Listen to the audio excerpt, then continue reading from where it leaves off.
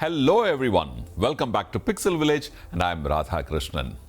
Yes, yet another camera review. Alright, before I start, let me tell you that Pixel Village now has a membership program. So if you're interested in exclusive privileges, including an early access to all the review videos that we do, tutorials of course, please join Pixel Village membership. Click that join button now. It will be a great support to Pixel Village, especially during these times. All right, back to our review. Now, this one is the Panasonic Lumix S5.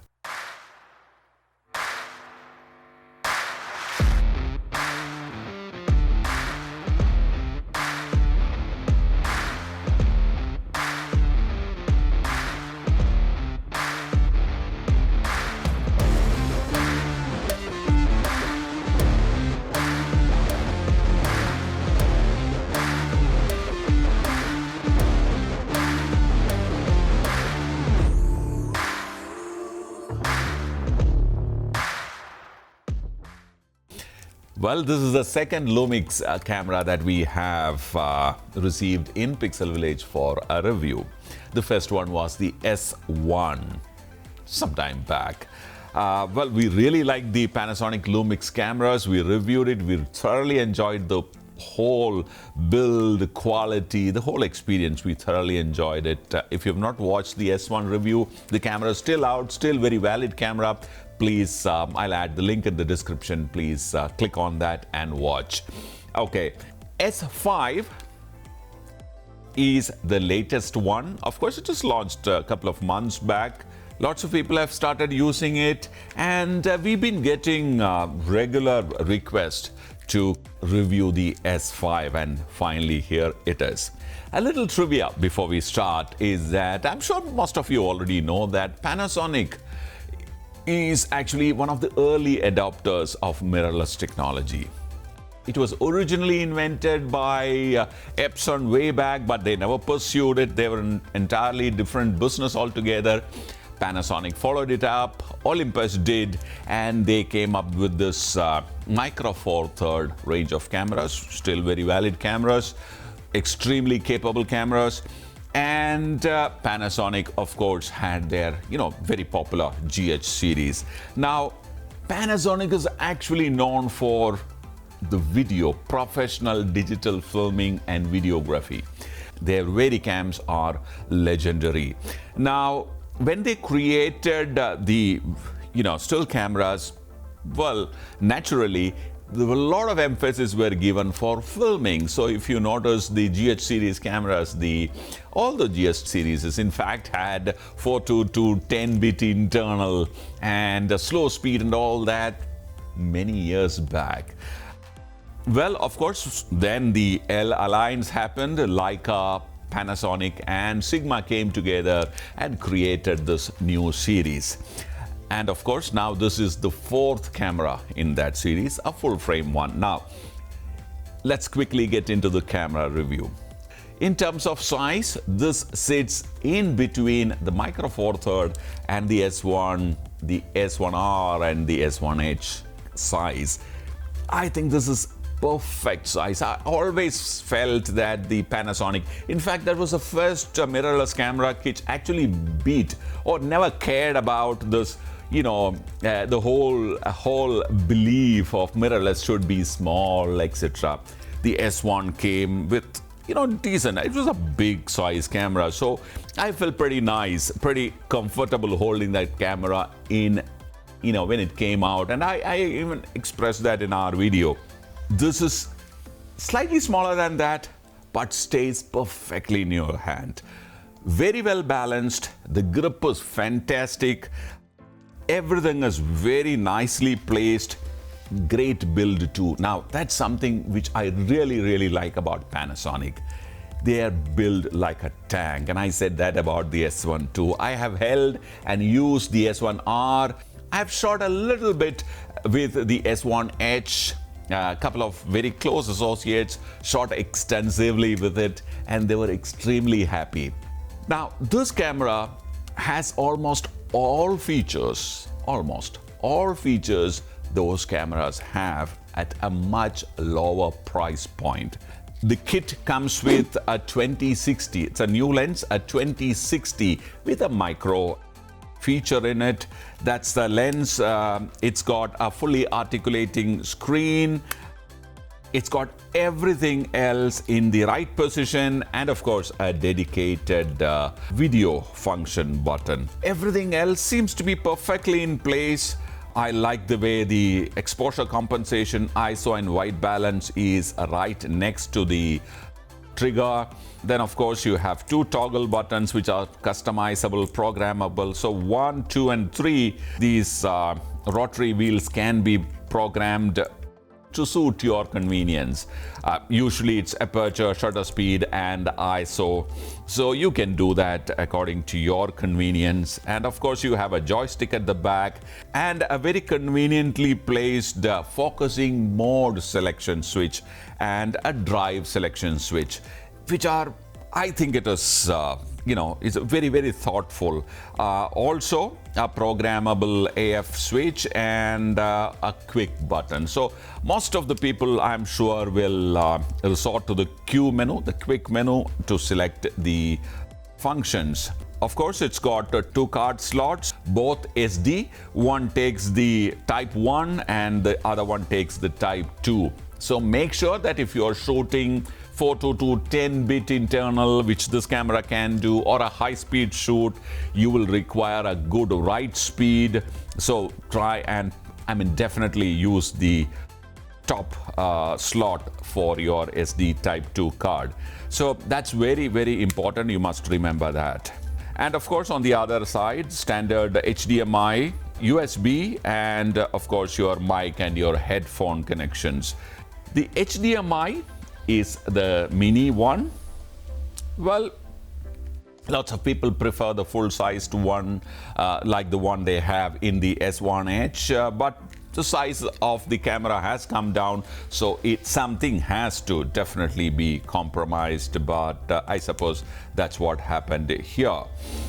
Okay, now coming around to the top dial, very well laid out again. I think I told you in the beginning that it is very, very clear. You can't really go wrong.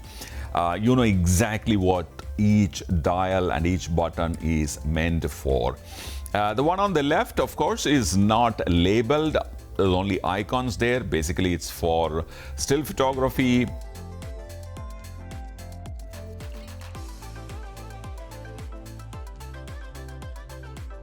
Now, we shot some stills in reasonably complicated kind of lighting, dapple light, which means you have very bright spots and shadow area and mid-range and skin tone and color and all that. The camera, behaved very well.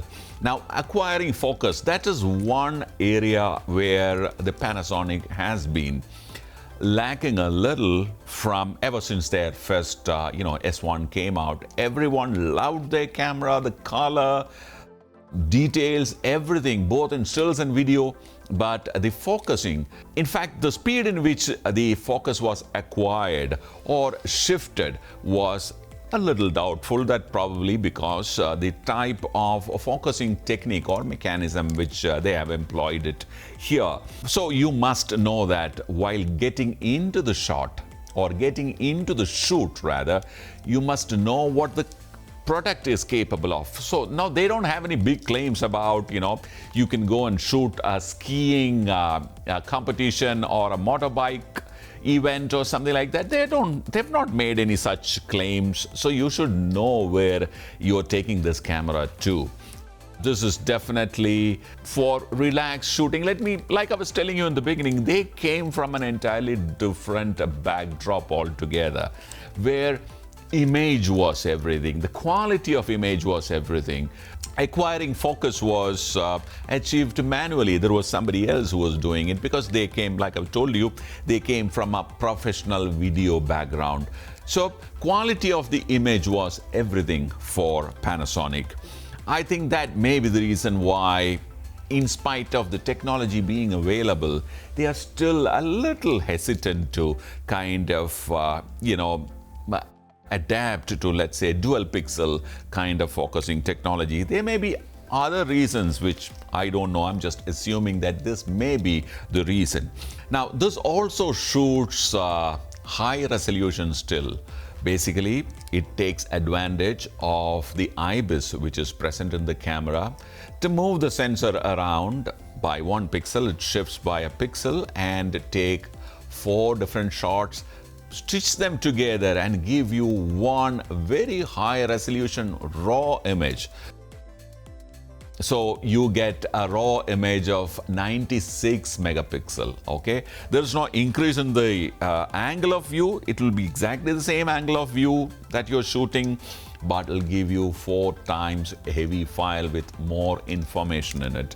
Well, one thing that you need to be careful about the fact that this needs to be on a tripod, because you can't possibly move the camera around while doing that shot. You can also have at one mode, you can also choose the focus in post. So it actually takes again multiple shots and stacks them together, and in post you can decide which focus you want to retain. It also has a fantastic macro lens built into it. So 20 mm is nice and wide. You can do your group shots, because in India cameras are pitched predominantly towards the wedding photography market. All right, the remaining people are the kind of people who go by, their own decision. They do a lot of research, whereas wedding photographers go by trends. This is what I have seen. They go by what their peers are doing, what is in popular, what is in demand, or what is latest. That's how the wedding photographer by and large buy a camera. Whereas an enthusiast or a professional, or let's say a serious amateur, go by, he does a lot of study and then he arrives upon a particular product based on his real needs. So for a wedding photographer, let's say 20 mm is perfect for wide angle shots. Landscape photographers, perfect. Landscape photographer, the high-res shooting will be again a great boon. And the 60 is a good portrait lens.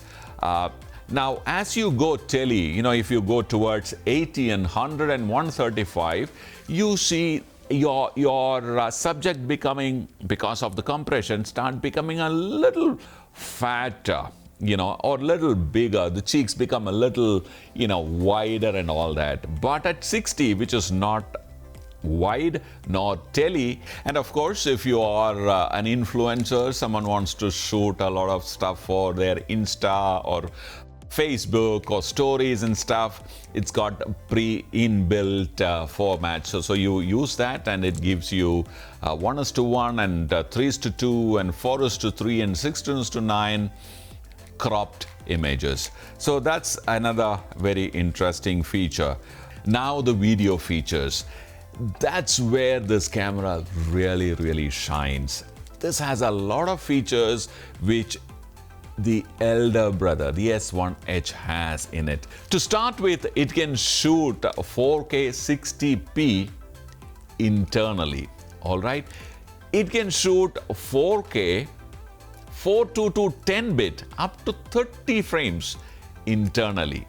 Well, that's actually very good. 422 10-bit internally is big, and it allows you to shoot without any heating issues and shoot simultaneously into 2 cards, which is, I think it is very good feature. And they also have given you a dedicated switch to the slow-mo features in case if you want to go to, let's say, 120 and 180 etc. in full HD. And of course, the 4K 60p also is available only under S&Q. The regular movie mode will give you only up to 30p. The 2 important functions in this camera, which actually takes this camera to a different level, is the availability of Vlog and the availability of dual native ISO. Native ISO is the ISO in which you must be shooting your videos. Okay, so this camera has two native ISOs. One is at 400, the other one is at 4000. So look at the gap. If you are in bright outdoors and you want to shoot using Vlog, 400 ISO, and if you're indoors and you want to shoot at lower lighting conditions and Vlog, 4000 ISO. And of course, we also carried a variable ND filter to control the light further and to stay with that 1/50th of a second and the aperture of my choice. Another interesting professional video feature which Lumix has built into the system is the Anamorphic DSqueeze. All right, Anamorphic is a different way of shooting. Of course, again, time is limited, but it's a different set of lens. Professionals use it. So the cinemas or the Hollywood and all the rest of the world, when they shoot serious features, they use an anamorphic lens. Now, anamorphic is actually shot on a Super 35mm frame, which is close to our APS-C. Now, what they do is they squeeze the image sideways into the frame. So if you look at the image, you will see everything kind of elongated. Now the lenses are also known by the squeeze factor. So it is 1.3, 1.33 times. You know, they basically that's a squeeze factor. Now, when you mount an anamorphic lens onto, let's say, a Panasonic camera, you can in fact mount anamorphic lenses onto any mirrorless cameras, any cameras that it can take, but you will see what the lens is seeing, right? That's where S5 is going to make a difference for you. So you can go into the setting menu, dial in the squeeze factor and say de-squeeze, and in your viewfinder, you will be able to see a proper de-squeezed image with top and bottom nicely kind of bracket. Mind you, it is not cropped. You are looking at a full frame full of image without any digital cropping, but you will see it the way you will see eventually on the screen. All right, so that is another interesting professional feature too. Now, there are few more professional features which Panasonic has built into this camera. The first one is you can use a gray card and take a reading from that particular position. Gives you perfect exposure reading. One, it will allow you to use a scope when you're shooting in controlled condition. Now, we all as still photographers know how to read an image using a histogram, but the videographers understand the light very differently. For them, the scope is what they prefer. Well, ideally, a cinematographer, even we as hybrid shooters, must learn how to read the scope. We used that and we got fantastic results. Now, this camera also interprets the parameters in 3 different ways, okay? One, for a still photographer. So for us, it's 1/50th of a second, the ISO and the shutter speed. But for a cinematographer, they understand shutter speed as degrees. So for them, something which is equivalent to 1/50th of a second or 1/48th of a second is 180-degree shutter angle, okay? And you can set this camera so that a cinematographer, in case if he happens to or she happens to use this, will be able to read or set the camera perfectly well, because shutter speed is slightly alien to a cinematographer. So they've preferred to set the shutter speed using shutter angles. And if you are from a television backdrop using video cameras, of course, you have decibel settings, dB settings also available in this. So, all these features put together makes this camera a really professional. Not many other hybrid cameras can really boast of these features. So kudos to Lumix for packing in all those professional features into this camera, and also keeping it cool. Very important. Okay, few interesting features which is currently available only on 1920 1080 are called the live cropping. If you are in a situation where you want to zoom into something, you can do it digitally without losing resolution. That's the most important thing. So you can select a beginning point and an end point. Make sure the camera is stationary on a stand and the camera zooms in. It'll feel like a track or a dolly movement, but you will see no difference in the angle of the camera. Live cropping can be used to zoom in to an object. It is not zooming, it's live cropping. And also track it sideways like a slider movement. You give 2 points in your viewfinder, a beginning point and end point. Start the camera and it'll just follow that automatically. That's a very, very clever feature built into this camera, and can be used in case if you want to. Also, of course, full frame APS-C, and interestingly, there is a pixel to pixel ratio also is available, which means it will actually shoot exactly the same amount of pixels that is required for a 4K DCI output. So, which is good, but of course, it will crop reasonably well into your camera's sensor. So like I told you in the beginning, we took the camera out on a shoot. We shot in complex lighting conditions, tricky lighting conditions, and let's take a look at the video and the stills.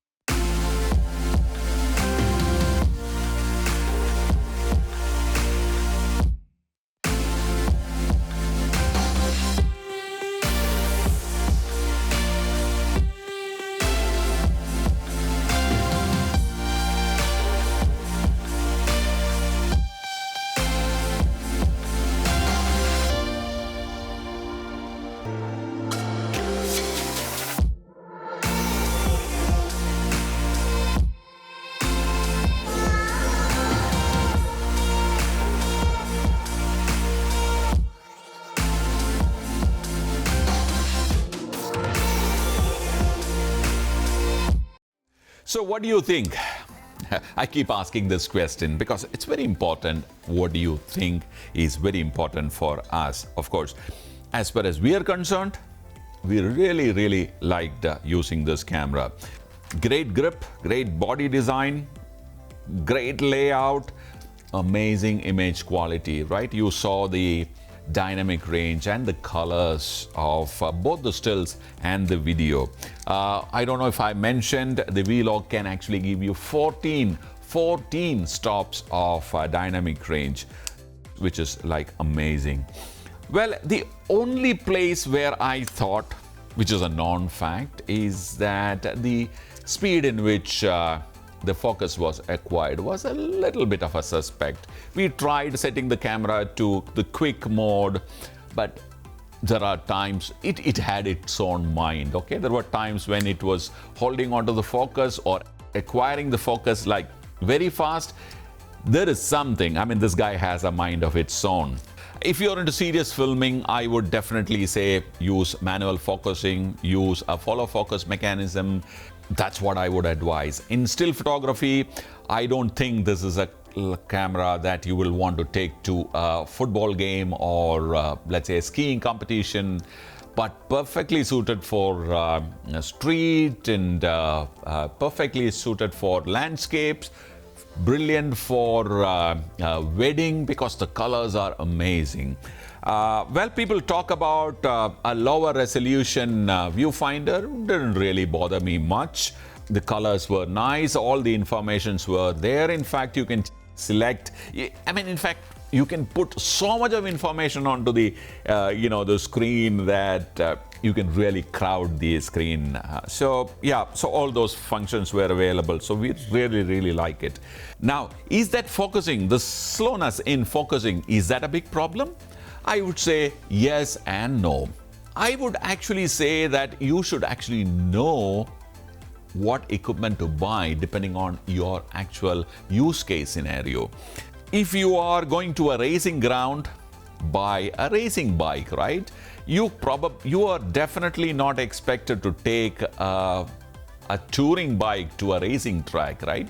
What we usually do, I think I mentioned in the beginning, is that we take a wrong bike to a racing track and also drive across the track, inviting all forms of trouble.